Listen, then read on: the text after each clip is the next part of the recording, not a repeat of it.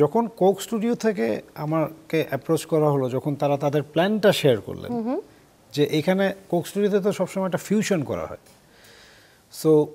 ওনারা যখন বললেন যে আমরা একটা ফিউশন করতে চাই বাংলা ফোক গানের সাথে, কিন্তু এখানে একজন বিদেশি আর্টিস্টকে ফিচার করা হবে, কোলাবোরেশন করা হবে, এবং আমরা চাচ্ছি যে মিডল ইস্টার্ন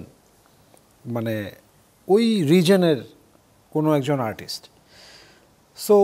ওইটা যখন আমাকে বললো তখন তো স্বাভাবিকভাবে আমি চিন্তা করলাম যে কারণ ওই আর্টিস্টের যে পোর্শনটা সেটা তো আমি ক্রিয়েট করব, সো ওইটার ওই রকম মিডল ইস্টার্ন একটা সাউন্ডের সাথে কোন বাংলা ফোক গানটাকে ফিউশন করলে জিনিসটা একটা একটা প্যাকেজ মনে হবে, যে এটাকে